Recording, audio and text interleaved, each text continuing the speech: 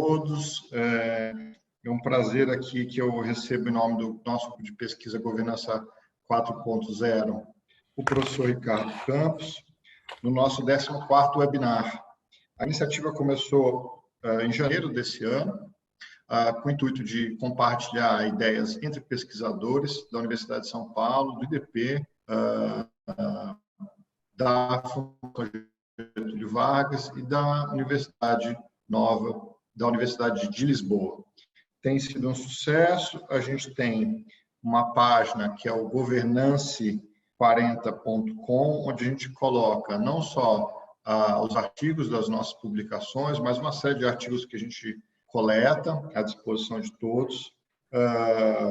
A gente também vem gravando esses seminários e colocando à disposição do público. Para o próximo ano, a nossa intenção é começar um pouco mais em publicações conjuntas, iniciativas conjuntas para isso. O professor Ricardo Campos, que é brasileiro, está há muitos anos radicado na Alemanha, e se dispôs a falar para nós, para esse grupo de pesquisa, sobre a responsabilidade das plataformas digitais, uma perspectiva de direito comparado, trazendo um pouco o cenário que ele vive na Alemanha. Aqui é importante destacar que o professor Ricardo Campos, mestre do direito pela Universidade Goethe, em Frankfurt, e assistente de docência na Cátedra de Direito Público e Teoria de Direito da Faculdade de Direito da Goethe Universidade em Frankfurt. O professor é de Minas, né? Vocês vão perceber o sotaque mineiro que ele mantém, e vem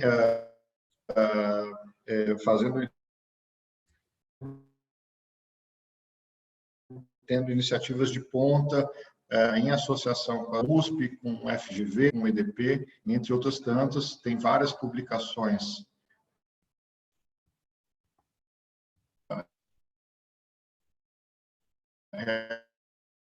realizadas no Brasil. E é um prazer recebê-lo, professor Ricardo, tanto que e peço a todos que mantenham os microfones fechados e as perguntas sejam enviadas através do chat. Eu agradeço a Atalá, agradeço o IDP, a todos os participantes aí do grupo de pesquisa. Obrigado pela oportunidade de poder discutir com vocês um projeto que eu já venho trabalhando há algum tempo, mas agora que está tomando mesmo a forma de uma publicação. E esse projeto começou, eu vou falar rapidamente a origem de onde isso começou com um pedido do Ministério da Ciência e Tecnologia de trazer para o Brasil as discussões de regulamentação dentro da internet, né? Que a gente tinha o nosso marco civil da internet e eles estavam começando a querer discutir novas formas de regulação e tal. E eu e o Juliano Maranhão, professor da USP, acabamos por elaborar uma proposta de lei para o Brasil de regulação de redes sociais, que está nesse livro, está num gabinete de um senador e foi impressa aqui numa versão mais curta nesse livro aqui que eu lancei, Fake News e Regulação, que conta com artigos de professores alemães e professores brasileiros e a lei alemã traduzida para o português, a lei alemã que entrou em vigor em 2018, que é a primeira lei realmente que trata do tema de forma extensiva. Então, é nesse aspecto que iniciou meu interesse pela questão da regulação dos intermediários, né? E eu já, como eu disse, eu já estou atuando até de forma prática nisso, em proposta legislativa. E aqui nesse livro vocês vão encontrar assim, os principais artigos de brasileiros e alemães sobre o assunto. Agora, sobre essa minha apresentação, eu gostaria de focar numa pergunta bem simples, que é como que surge a responsabilidade jurídica desses intermediários, em que contexto, por que surge. E com isso, eu vou falar um pouco também no início de como se deu esse surgimento e depois de como ela foi se transformando e como está no debate o estágio atual sobre a responsabilidade jurídica dos intermediários. A gente precisa, antes de tudo, entender que falar de responsabilidade jurídica de intermediário, a gente está falando como responsabilizar a circulação de informação na sociedade. Informação sempre circulou. Então, antes da internet, quais eram os, vamos pôr assim, os gargalos? A gente tinha uma sociedade antes da internet que era uma sociedade centrada em organizações. Então, os gargalos da circulação da comunicação social estava centrado em grandes organizações, ou televisivas ou da imprensa escrita. Então, os gargalos eram o quê? Eram os jornais, o canal de televisão, o canal de rádio, sempre nessa perspectiva de que uma grande organização se ocupava de tratar da circulação. E para esse tipo de modelo de sociedade, centrado em organizações, a gente tinha um tipo de responsabilização, que era a responsabilização editorial. Então, a gente, no Brasil, a gente teve a questão da lei de imprensa, que foi tratada no Supremo, mas mesmo a despeito da decisão do Supremo, a gente tem um tipo de responsabilidade editorial muito clara, onde o editor é responsável pelo conteúdo. Então, se ele publicar um conteúdo falso, até mesmo de terceiro, numa coluna, ele tem uma certa responsabilização.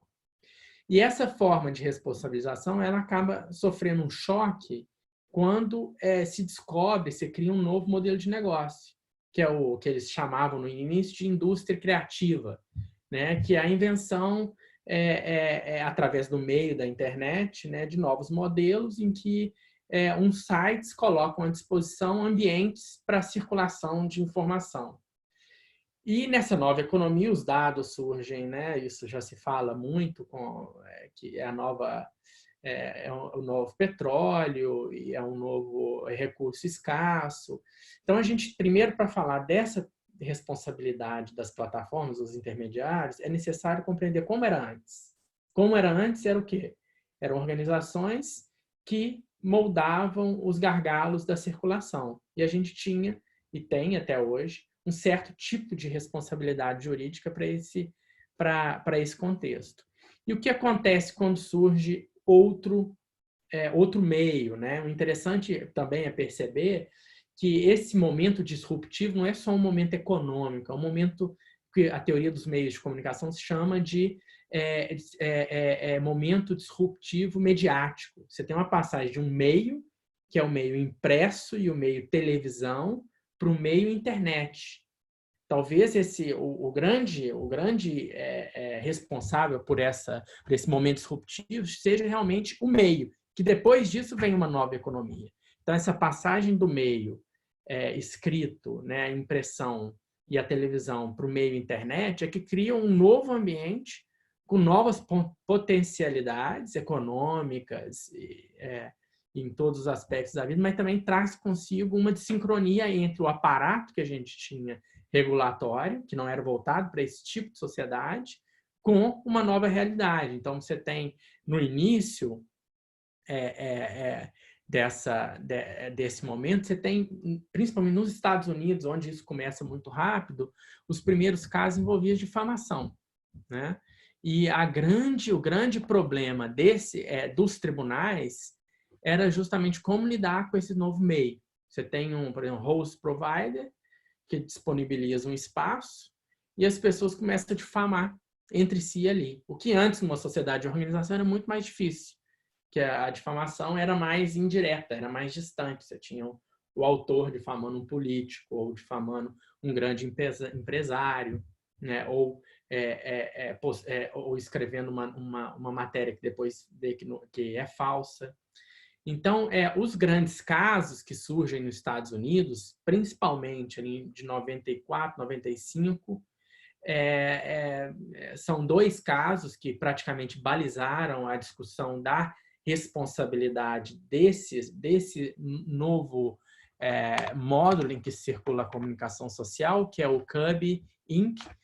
Versus CompuServe Inc., que a Corte de Nova York, esse é um caso muito importante, que a Corte de Nova York ela acabou colocando que esses novos intermediários eles não estariam mais próximos dos editores, mas sim de distribuidores, ou como eles usam na decisão uma expressão muito interessante, que é como se eles fossem uma biblioteca pública, que apenas disponibiliza um acervo de informação que ela própria não tem controle. Né? E uma decisão que vem logo após, em 95, que é Oakmont Inc. versus Prodigy Service Comp, a Corte teve outro entendimento. E ela entendeu que os intermediários seriam responsáveis por estabelecer filtros e também a moderação do conteúdo.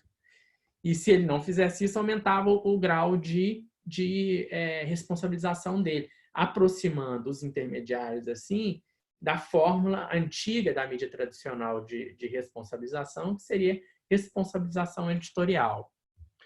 Nesse contexto dessas duas decisões, que são contraditórias nos Estados Unidos, surgiu a necessidade de uma discussão parlamentar que culminou em 96 com o pilar central que criou a nova responsabilização dos intermediários, que é chamada de Communication Decency Act, CDA, de 96. E o principal intuito dela era justamente, por um lado, promover a inovação e não ficar atrelado a um modelo de regulação antigo que impediria o surgimento dessa nova economia e, principalmente, encorajar os intermediários a eles voluntariamente filtrarem conteúdos. E a filtragem de conteúdo, nesse caso, que eles estavam pensando, era o quê? Sexuais, sexo explícito e pornografia infantil. Esses eram os dois. A Suprema Corte depois veio e revogou várias partes desse estatuto, mas sobrou uma parte principal dele, que justamente cria a nova modalidade de responsabilização de intermediários na internet. E aí, nos Estados Unidos, depois da lei, também teve um alvoroço em torno de como interpretar a lei, e o principal caso que balizou a aplicação da lei foi um caso chamado Xenon versus a AOL, que era que é ainda uma grande empresa, e ali ficou praticamente estabelecido que existiria uma quase que absoluta imunidade dos intermediários perante conteúdos publicados por terceiros. Né? E esse foi praticamente o basilar da formação de uma nova responsabilização jurídica de intermediários, separando, assim, da responsabilidade anterior do publisher, do editor de jornal, do redator e tal. Em 98, há outra discussão, em 97 há uma discussão no Congresso que culmina em 98 com a aprovação de um outro estatuto, mais ligado não mais à questão da simples circulação de informação e conteúdo, mas a questão de copyright, de direitos autorais e propriedade intelectual. E ali, em 98, ele é chamado Digital Millennium Copyright Act. Ele foi muito importante na consolidação da criação de uma nova responsabilização, porque ele institui um novo procedimento para lidar com as violações de direitos autorais na internet, que ele estabelece o Notice and Takedown, que hoje é muito difundido. Então, quer dizer, quem tiver, de certa forma, seu direito autoral infringido, ele pode pedir, ele noticia e pede a retirada. E essa forma foi criada justamente nesse Estatuto de 98. Nos Estados Unidos, essas foram as duas principais regulações. O Decency Act, Communication Decency Act, de 96, e o Digital Millennium Copyright Act de 98, 2 anos após. E, com isso, a gente teve na Europa a repercussão dessa discussão americana, que já em 1998 já iniciou-se uma discussão dentro da Comissão da União Europeia, que é o órgão mais importante, é mais importante que o Parlamento. Assim. Quem estuda direito europeu sabe, quem não estudou direito europeu ainda, acha isso um pouco estranho, mas praticamente as regulações mais contundentes e importantes da Europa vêm da Comissão. E na Comissão eles começaram em 98 e em 2000 foi, então, publicada e assinada pelo Parlamento e pelo Conselho Europeu em 2000 uma diretiva de comércio eletrônico. E ali foi praticamente que tematizado os mesmos problemas que tinham sido tematizados 2, 4 anos antes nos Estados Unidos. E, por conta da constelação da União Europeia, ela teve outra forma de construção desse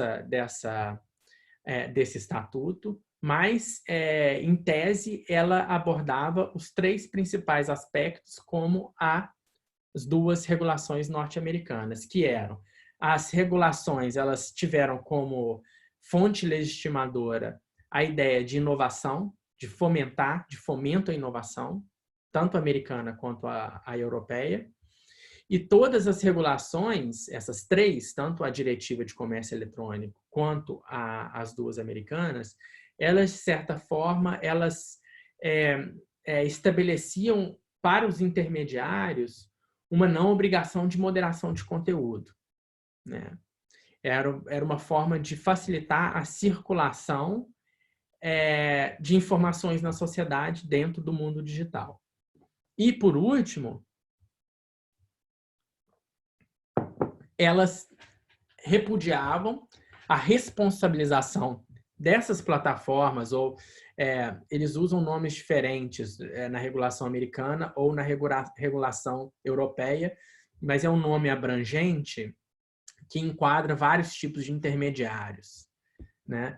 E a ideia é justamente que esses intermediários não se tornem responsáveis pelo conteúdo que terceiros colocam dentro daquele espaço que eles colocam à disposição.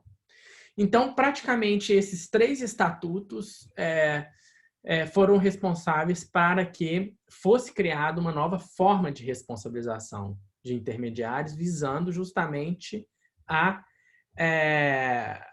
o fomento à inovação. Essa seria a justificação.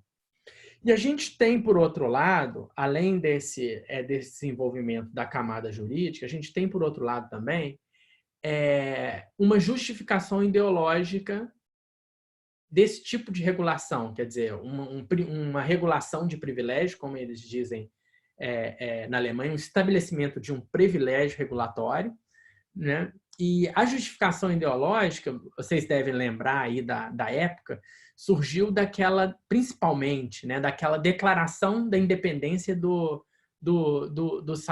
cyberspace, de um homem chamado John Perry Barlow. Né? E ele dava conferências pelo mundo e teve uma rede de influências, principalmente nos Estados Unidos, nas universidades americanas.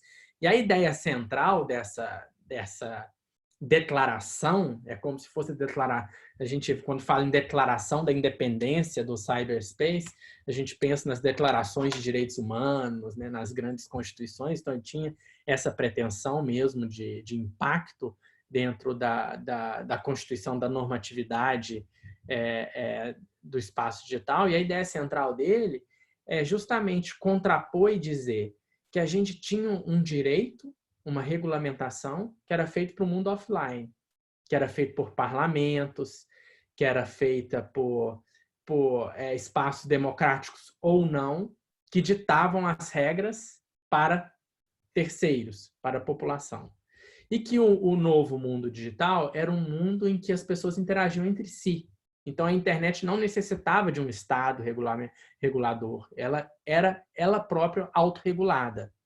Então, esse mito da autorregulação e da constituição dos próprios direitos através da interação, né, sem um terceiro intermediário ditando como o Estado o que é certo, o que é errado e balizando isso, foi a fonte justificadora para esse movimento de estabelecer para os intermediários uma forma de responsabilização que beirava quase um privilégio. Então, ela estava bem justificada. Por quê? Liberdade de expressão, por exemplo. Você pode falar o que você quiser. Né? Quer dizer, no mundo offline, você não pode falar o que quiser. Você tem o direito penal, você tem o direito civil, com danos morais, você tem várias, né, várias barreiras que o direito coloca. E a ideia deles é que no mundo digital não, você pode fazer qualquer coisa. Né? E aí essa foi marcada a primeira fase, a fase de constituição de uma responsabilidade jurídica e uma fase de justificação da constituição dessa responsabilidade jurídica como forma de privilégio regulamentar de não responsabilização. E aí a gente entra depois numa segunda fase, a partir de 2013, principalmente com a Primavera Árabe. Né? Vocês devem lembrar aí, e também os protestos no Brasil mais ou menos seguiram essa lógica, mas a gente não atingiu um ponto disruptivo igual na Primavera Árabe, mas vocês devem lembrar que na Primavera Árabe as pessoas começaram naqueles países do norte da África e em outros países, como Tunísia, começou-se a circular formas de encontro através de Facebook. Eu lembro do Mark Zuckerberg dando entrevista, colocando módulos aonde que deve se associar, em qual praça pública e tal. E isso levou, em grande parte, a uma troca de governo. Né? Você teve uma transformação dentro a maioria desse país era mesmo de uma tradição ditatorial, e você teve uma transformação daquilo, uma derrocada desses governos, mas hoje o que a gente vê é que esses países acabaram sendo devastados. Né? Só a Tunísia, hoje em dia, preenche o mínimo, lógico que foram por outras circunstâncias, mas também por isso. E aí, no final aqui dessa segunda fase, eu vou falar por que isso levou. Mas é interessante ver que na Primavera Árabe, as redes sociais, elas tiveram realmente um papel muito importante, que também teve, dentro dessa segunda fase, que é a fase de turbulência, dentro das eleições americanas. Que a gente tem dentro das eleições americanas, hoje já julgado por corte americana, condenando russos de interferência nas eleições americanas, que eles usaram o esquema da Cambridge Analytica e usando principalmente aquele mecanismo muito, muito simples do Facebook de fazer propaganda. Né? Por exemplo, você tem uma cervejaria, ali você escolhe o raio, delimita homem de 20 a 35 anos e tal, e você paga justamente por aquilo. A Cambridge Analytica, que tinha dados do Facebook, conseguia delimitar justamente o espaço das pessoas que tinham dúvida no voto e fazia um targeting nele certinho. Então, isso levou, através dos intermediários, a uma interferência externa e legal nas eleições americanas de 2016, independente disso ter sido favorável ou não ao resultado. Esse não é o ponto. E aí é interessante notar que essas duas crises, né, de turbulência que os intermediários sofreram, que foi a Primavera Árabe e as eleições americanas, elas foram consequências do próprio modelo de negócio deles. E isso remete, eu sou muito ligado à teoria do direito, a uma passagem muito marcante dentro da Revolução Francesa, em que foi instituída uma lei que chamava Lei Chapelier, em 14 de junho de 1791, e essa Lei Chapelier ela tinha um intuito muito simples, que era extinguir a possibilidade de associações de estruturas intermediárias na sociedade, por exemplo, sindicatos, associações, corporações. Então, toda essa camada intermediária que faz a mediação entre o indivíduo e o Estado, ela foi aniquilada. Né? E na lei fica claro que eles tentavam estabelecer uma relação direta entre o interesse particular, individual, uma relação direta desse interesse individual com o interesse geral da nação, sem passar por intermediários. essa lei Chapelier foi praticamente a responsável pela tendência totalitária dentro da Revolução Francesa, segundo os historiadores, porque ela praticamente aniquilou essa camada intermediária, fazendo com que a guilhotina virasse a forma mais clara de você controlar o que estava em dissonância do particular individual com o geral coletivo, sem intermediação desses intermediários. Então, na Revolução Francesa, isso terminou com o quê? Com a ditadura de Napoleão. E se a gente perceber nas democracias modernas, nas nossas democracias, a alemã e a brasileira, foi justamente essa camada intermediária que esses estados democráticos do pós-guerra procuraram dar mais força, né? Porque você cria um sistema político, partidos políticos, que fazem essa intermediação entre o particular e o geral. Por exemplo, no Brasil, o partido tem muitas funções, não só de votação interna, mas pode propor certas ações perante o Supremo e tal. Então, essa camada intermediária é justamente o que os intermediários e a forma de regulamentação que foi posta anteriormente é o que ela enfraquece, né? Hoje, no Brasil, você vê muita gente, você vê esse fenômeno, praticamente um partido político é uma pessoa, né? Porque ela consegue ser exposta numa esfera pública que antes era mediada por organizações e partidos e hoje ela praticamente é sozinha, né? O MBL no Brasil surge desse movimento. Ele era algo que não era partido, ele se agregou a um partido por conveniência, né? Mas ele tem uma identidade própria, né? Em decorrência dessa possibilidade dos intermediários. A gente tem questões positivas e negativas quanto a isso. E essa segunda fase acabou levando ao mundo, essa fase de turbulências, e a uma percepção que, justamente, os estados democráticos de direito acabavam passando por umas certas instabilidades se não fosse pensado uma responsabilização de intermediários diferente da que foi tratada na década de 90.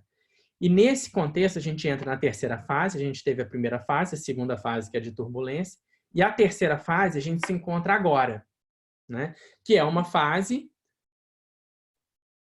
ainda em processo, a gente não sabe como que ela vai terminar, né?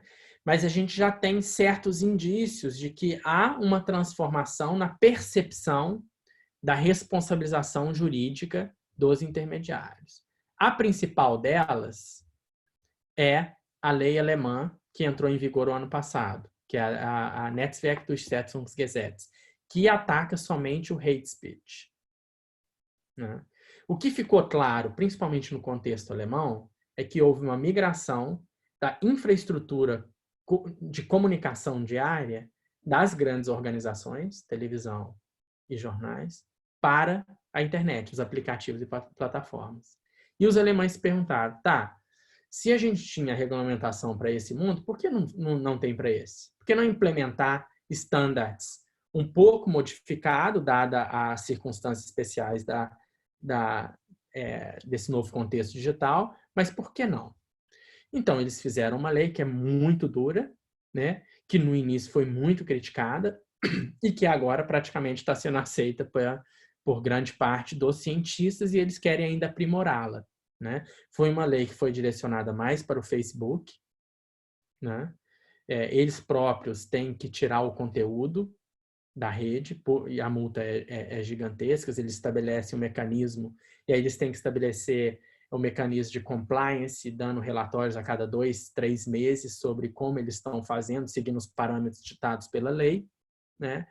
E no início houve uma crítica muito grande, falando que isso vai causar um overblocking, uma privatização da justiça. O que se viu hoje, o que tem se visto, é que realmente não é verdade e que não mudou nada na vida democrática do país a implementação da lei. Pelo que eu sinto aqui, é o contrário.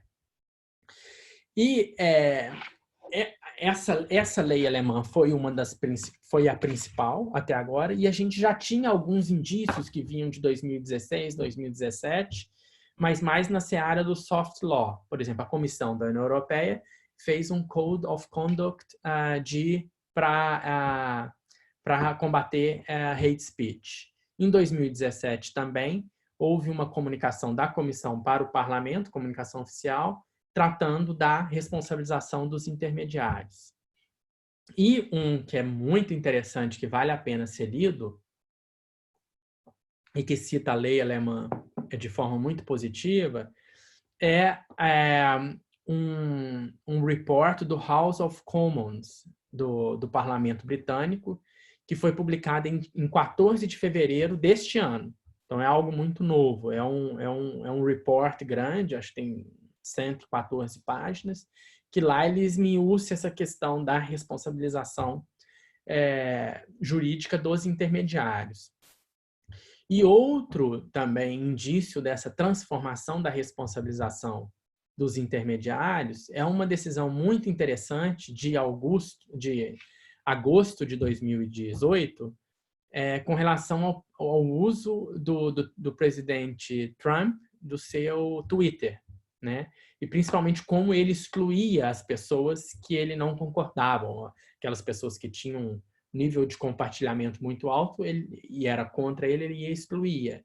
Então, uma corte de Nova York decidiu que ele não poderia excluir não poderia bloquear aquelas pessoas porque ele utilizava o Twitter como forma de comunicação ligada ao posto de presidente, né, que seria mais ou menos hoje, como também o Bolsonaro e praticamente todos os políticos usam o Facebook e o Twitter. E essa decisão é muito interessante para ser lida, porque ele fala que ali dentro da conta do presidente Trump criou-se um fórum público, ou quase público, em que não se tratava apenas da pessoa Trump, mas do cargo de presidente. E que, com isso, ele estava assegurada a liberdade de expressão presente na primeira emenda da Constituição americana. Então, o que a gente vê no cenário atual, e aí se enquadra esse livro que eu lancei no ano passado com o Jorge Abô e o Nelson Neri, com a proposta legislativa minha e do Juliano Maranhão da USP, é trazer a discussão brasileira, né, para esse novo patamar de discussão sobre que tipo de responsabilização os intermediários necessitam, né? E aí vale lembrar que o nosso Marco Civil da Internet, apesar dele ter entrado em vigor em 2014, ele é reflexo de toda a legislação americana de 2014, de 96 e 98. Né? Como tudo no Brasil, tudo nosso chega muito atrasado.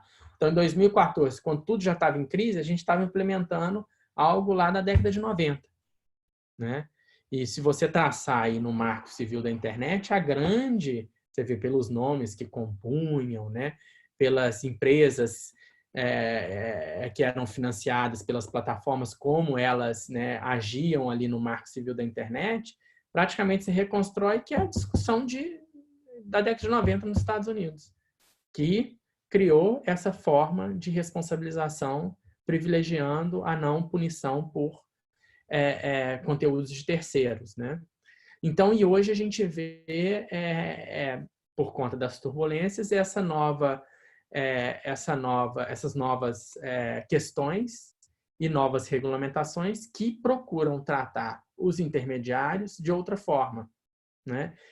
Sem que isso interfira, de certa forma, na liberdade de expressão. Esse é o grande desafio. Como regulamentar os intermediários sem interferir de forma drástica na liberdade de expressão, garantindo assim também a pluralidade, especialmente sem deixar acabar essa camada ou desestabilizar essa camada intermediária, que são os partidos, associações, que até então foram suporte do Estado democrático de direito moderno. Então, aí agora eu abro para discussão e obrigado aí pela atenção de vocês. Obrigado, Ricardo. Prazer enorme ouvir você aí falando do cenário mundial, do cenário alemão, de uma forma bastante didática para todos nós. O professor Damasio, que está ligado desculpa, ao INSP, faz uma provocação, fala, ó, difamação e fofoca sempre existiu. Não seria complicado regulamentar isso sobre pena de ferir a liberdade de expressão? Eu queria que você voltasse um pouco nesse dilema hate speech, liberdade de expressão.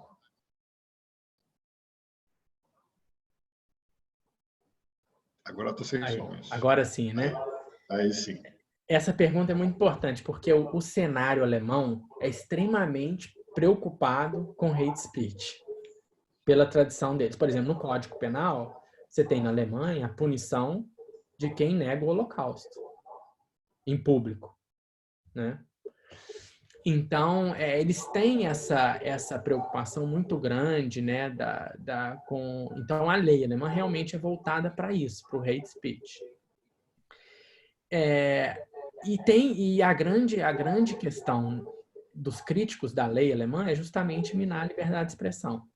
Só que o interessante foi que eles fizeram a lei e o Facebook tem excluído muitos conteúdos de hate speech aqui na Alemanha, e não houve uma interferência na circulação, na qualidade da circulação da informação cotidiana. Quer dizer, você pode xingar à vontade, mas esse efeito em massa da difamação, eles cortaram. Agora, para o contexto brasileiro, eu acho realmente que o hate speech poderia ser tratado como é tratado no mundo offline, entendeu? Seria uma questão mais de aplicar aplicar o Código Penal ou o Código Civil às questões ocorridas dentro da internet.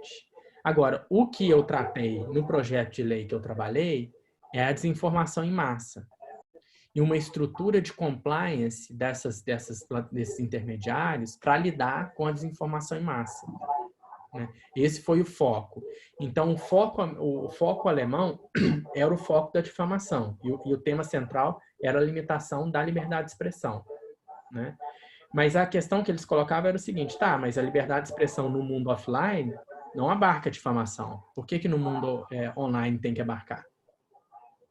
Então, esse foi o que guiou a legislação alemã. E para o contexto brasileiro, talvez seja realmente complicado, porque eu acho que teria outra forma de tratar isso. Eu acho que o nosso problema seria mais a desinformação em massa. Esse tema é muito curioso e eu vou fazer uma provocação. Eu li faz algum tempo esse livro do professor americano Nicholas Suso, e ele fala que não há internet neutra. Então, as plataformas, elas podem eventualmente filtrar, fazer algum filtro de conteúdo. E ele usou bastante esse exemplo aí, tanto vamos dizer aí, sobretudo do conteúdo sexual, né, que você mencionou. Quer dizer, as plataformas têm filtros ali para não deixar divulgar nus, de forma geral. Tem filtros ali, então você entra nessa discussão, inclusive da amamentação, né? Por que eu não posso? O filtro, ele em princípio, ele vedava tanto um nu feminino contra a própria amamentação, que era tido como algo conveniente ou natural das pessoas, mas ele entra. As plataformas são capazes de fazer algum tipo de filtro. E isso vem ficando um pouco mais claro nessa nova fase, eu acho, da discussão, como você mencionou, de terceira fase. E aí, obviamente, se percebe, ou parece um pouco mais claro, que você talvez não tenha o interesse das plataformas de assumir o custo da mediação de certas informações, e isso acaba indo parar no judiciário. É interessante você mencionar, na minha experiência aqui brasileira, a gente tem muita disputa aí sobre esses temas. Fui ofendido, divulgou foto minha, falou mentira, isso tem se tornado uma disputa trivial entre nós. A lei alemã lida com esse problema de que está ficando mais claro, pelo que você disse, ele impõe ao Facebook obrigações de fazer relatórios e mencionar isso. Explica um pouco mais para a gente isso.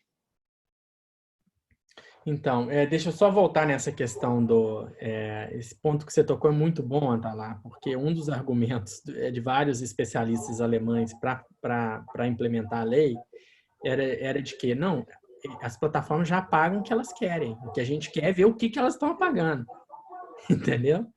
Então, e aí esse mês saiu um livro que está fazendo, hoje é o principal livro, é esse daqui, da Sarah Roberts, Behind the Screens.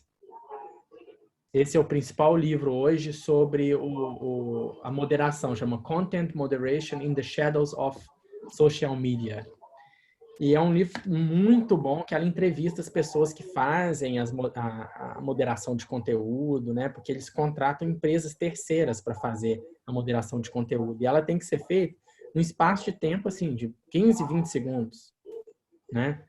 Então, você imagina o que essas pessoas que fazem a moderação, o que eles veem, né? Para excluir. E isso que eu ia te fazer nesse livro Lawless, que é do Nicholas Sousa, ele usa um pouco essa questão, eu queria que você mencionasse também, essa questão, às vezes o mediador é um cara que está na Índia, né? Ou é um cara que está num outro país completamente. Eu queria que em algum ponto você também focasse nessa coisa de como é o desafio de fazer uma responsabilização num cenário global desse tipo de coisa. A maioria dessas empresas elas estão na Filipinas, pra você ter uma ideia. Nas Filipinas, porque é mais barato, né? A mão de obra é mais barata. Então, eles contratam o que há de mais barato de mão de obra, né? E esse livro descreve a condição de trabalhos deles e tal. Mas o mais interessante é isso mesmo, entendeu? Esse argumento de que eles falavam assim, aqui na Alemanha, vai privatizar a justiça. Então, o Facebook vai decidir o que é difamação. Não vai ser mais o Atala juiz, né? Os especialistas alemães falam, não, eles já decidem. Não precisa preocupar. O que a gente vai estabelecer aqui são mecanismos de transparência. Mas o que a lei alemã colocou, para que o Facebook não faça ele sozinho tudo, ele exclui o que é visivelmente contra, por exemplo, a questão de pornografia infantil, né, conteúdo de sexo explícito, ele exclui automaticamente, ele próprio, mas nos casos limítrofes existe uma instituição gerida pelo modelo de regulação alemã que chama regulação autorregulada, que coloca a participação de vários segmentos da sociedade, por exemplo, sociedade civil, vários âmbitos da sociedade, e ali é decidido nos casos limítrofes, para saber se aquilo é difamação ou não, entendeu?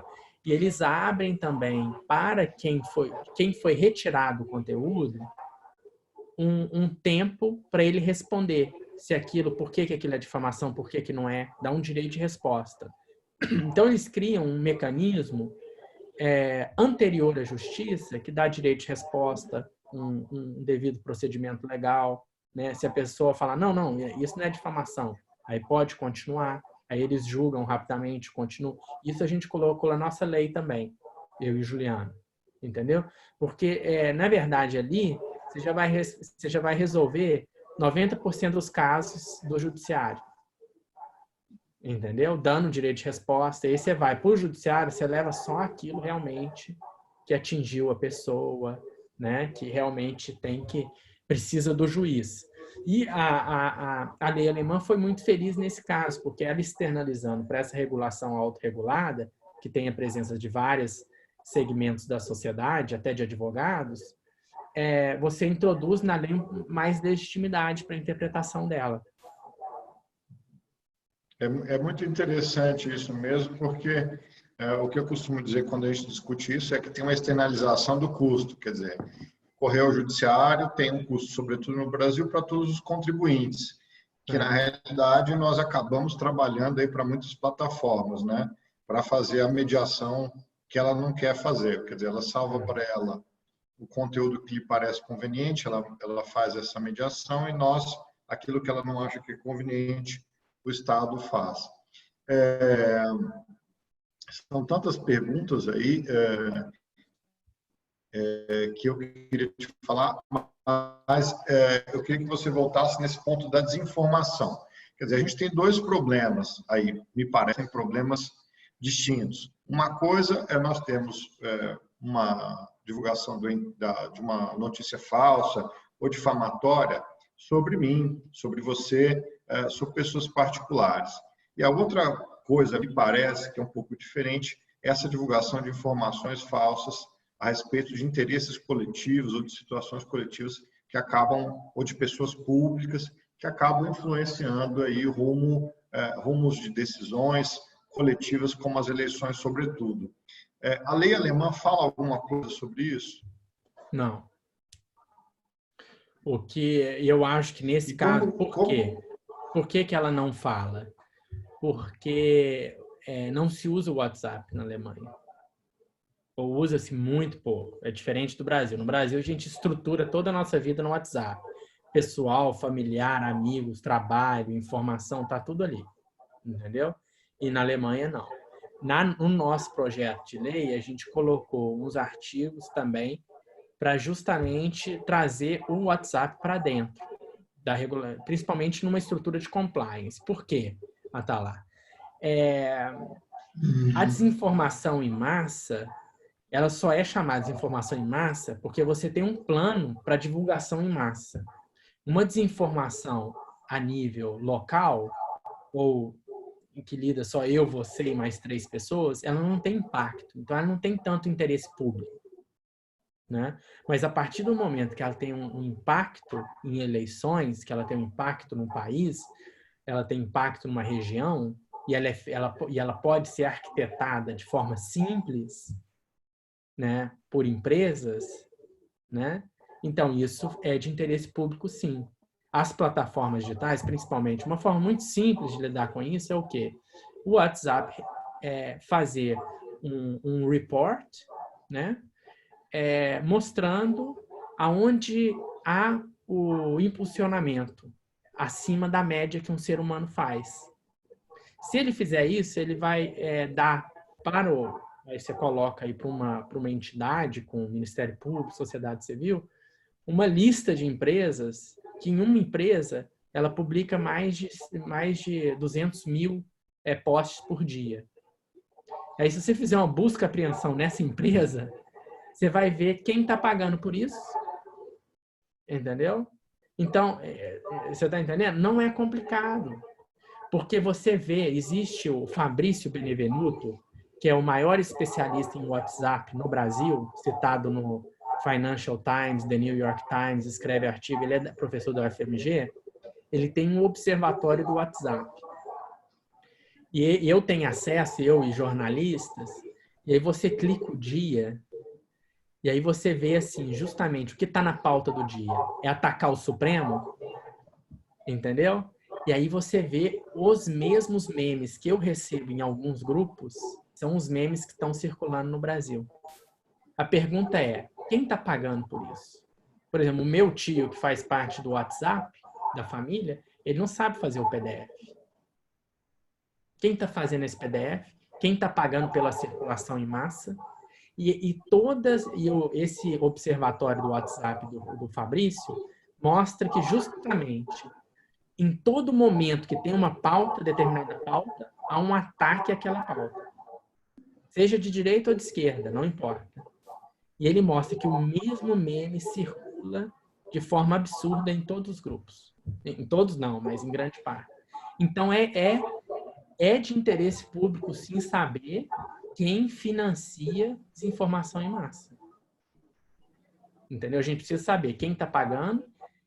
A gente já se sabe hoje quais são as empresas que fazem isso. Com uma simples busca e apreensão nessas empresas, você consegue saber. Você vai saber tudo aí, até da eleição passada, dos últimos meses. Então, na lei que a gente fez, a gente estabelece um mecanismo de compliance do WhatsApp, que ele tem que colocar em reports as atividades que sobrepõem atividades humanas. Entendeu? Para ter um nível de transparência, para ver quem tem o poder hoje dentro da esfera pública da circulação da informação. Que antes você sabia. porque eram organizações e tinha uma responsabilização jurídica para isso. Hoje a gente não tem para a internet. Quer dizer, a regulação faz parte de entender quem são os interessados por trás de uma difamação sistemática, né? É muito interessante. Isso. E a partir disso, ninguém vai financiar isso mais. A partir do momento que se descobrir, ninguém vai financiar. A partir do momento que o WhatsApp elaborar esses reports, a pessoa não vai investir mais dinheiro em desinformação em massa pelo WhatsApp, porque vai saber que vai ser presa. Entendeu? Então é simples. Não se entende muito por que não atacar esse mecanismo, que é um mecanismo muito simples de coordenação da desinformação. Né? Você não precisa, em primeira instância, você não precisa de direito penal, você não viola a liberdade de expressão, né? Não se trata de liberdade de expressão. Eu que está caminhando aqui já para os minutos finais, mas com algum tempo ainda, e me fala um pouco qual que é a sua perspectiva sobre o futuro. O que você acha? Você acha que é possível? Você tem uma impressão positiva ou negativa? Você falou um pouco sobre talvez democracia em crise, desse cenário. Você falou da Praça Tahrir, do Egito, falou um pouco desses temas. Eu queria que você deixasse um pouco mais transparente para a gente aqui o que é a tua perspectiva sobre isso. Você acha que nós estamos num cenário pré-Revolução Francesa, onde vem a ditadura, vem o imperador, ou você acha que nós estamos lidando adequadamente com isso? Eu não estou falando especificamente de Brasil, não, mas eu digo dentro do seu contexto europeu. O que você percebe sobre isso? Bom, a gente está num momento agora de transformação, mas todo momento é momento de transformação, entendeu? Então, assim, na verdade, o Estado democrático de direito, democracia, a todo momento está em risco, né? Isso é normal. Agora, em específico sobre o Brasil, eu acho que a gente tem instituições fortes, sim. Eu não vejo grande perigo em derrocar a democracia ou um cenário ditatorial. O que eu acho importante é da gente procurar fortalecer justamente esse estamento intermediário que faz a mediação entre o indivíduo e o coletivo, que são as associações, os partidos. Isso tem que ser fortalecido, que a democracia moderna só deu certo por conta disso, entendeu? E, hoje em dia, grande parte da desestabilização dessa camada intermediária, que na Revolução Francesa foi aniquilada pela Lei Chapelier e que levou à funcionalização da guilhotina, terminou com a ditadura de Napoleão, talvez seja uma forma inicial de se, a partir disso, tentar tematizar a responsabilização dos intermediários, né? Por exemplo, devido ao fato de que toda a informação cotidiana circula nas plataformas digitais. Elas se tornaram, implicitamente, uma infraestrutura pública de comunicação. Essa é uma observação, saindo um pouco do jurídico e um pouco para o político. É interessante ver o sistema brasileiro, porque a gente, com liberdade de partido, a gente vê não só partidos ruindo, vamos dizer assim, mas você vê novos partidos se formando também, né? Uma dinâmica bastante interessante. Talvez isso seja um sinal positivo, se estruturando através de outros métodos, aí talvez mais conectados. Me chama muito a atenção desse partido italiano, as 5 estrelas, né? Uhum. Nós vamos ter até um professor falando, o professor Marco Olivetti, da Itália, falando aqui no IDP em outubro sobre esse fenômeno aí, quer dizer, os partidos se comunicando com as pessoas através da internet, uma situação, talvez em tentativas até de democracia direta, aí, mas os partidos intermediando essa comunicação com o público. Tem muitas coisas acontecendo mesmo. O professor o professor Zé Roberto Afonso faz uma provocação aqui. Ele pergunta, ele é o líder da nossa pesquisa, e ele fala, o MPF, o Ministério Público Federal, nem sempre se preocupa com os indícios, nem sempre consistentes ou evidentes de supostos mal financiamentos de bancos públicos brasileiros, e não toma a menor iniciativa em relação ao relatado agora sobre o WhatsApp, né? Assim, como que você vê a participação do Ministério Público nisso? Você está narrando para a gente aí algo curioso sobre o WhatsApp. O que você pensa da nossa instituição aí de persecução?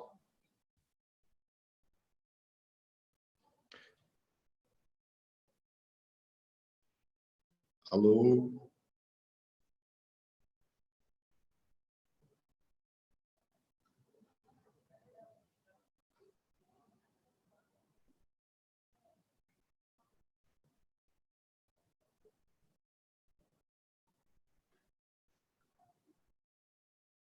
Ricardo, eu não sei se vocês estão me ouvindo. Se o professor Ricardo está ouvindo.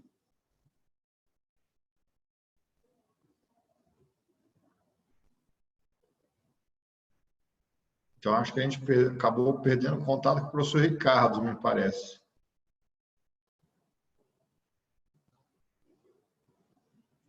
Vamos aguardar um pouquinho aqui. Estou com a imagem dele na tela aqui ainda. Bom, alguém quer abrir o vídeo, fazer alguma observação enquanto a gente espera?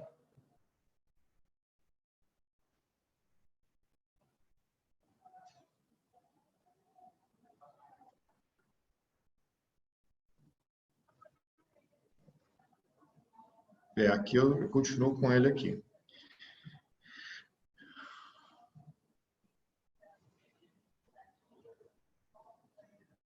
Deixa eu ver se eu mando a mensagem para ele aqui.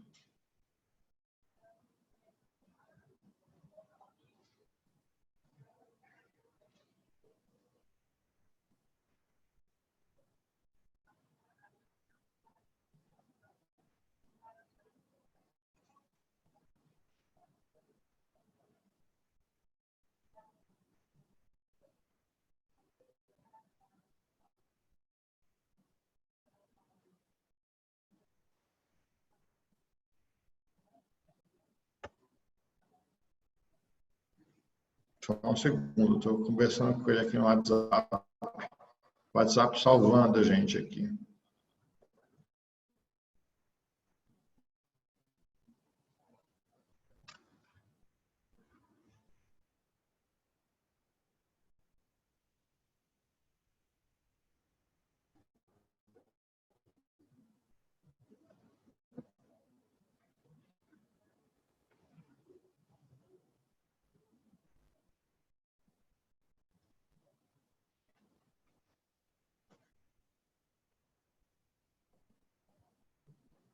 Vamos ver aqui. Ele disse que vai tentar reconectar.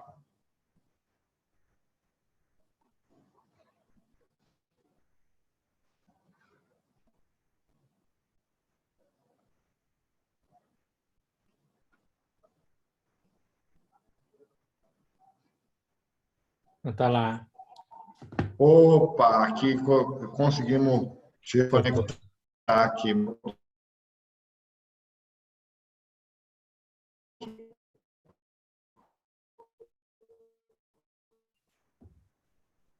Ah,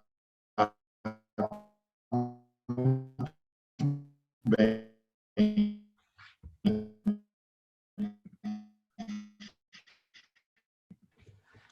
Então,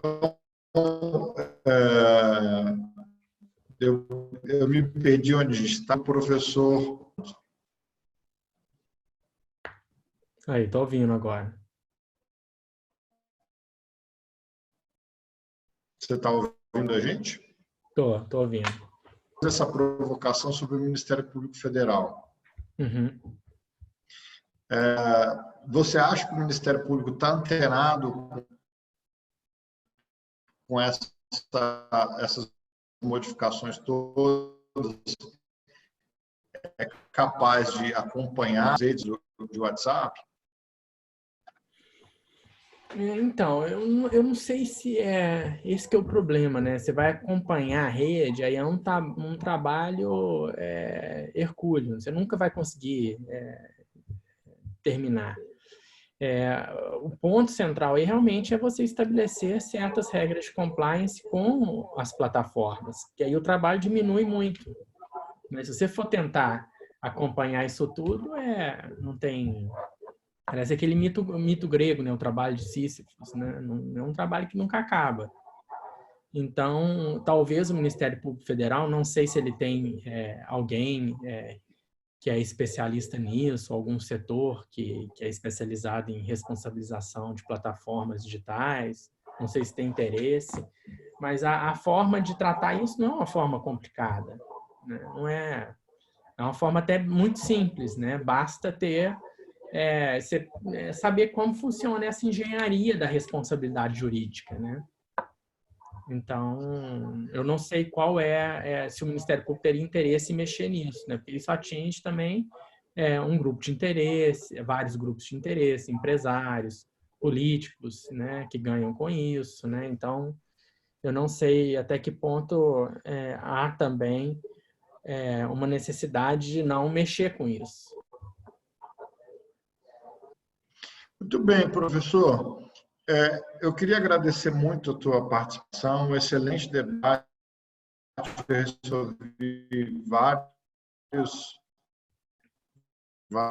elogios aqui dos nossos pesquisadores. Tivemos aí cerca de 15 participantes ao deixar a palavra de encerramento.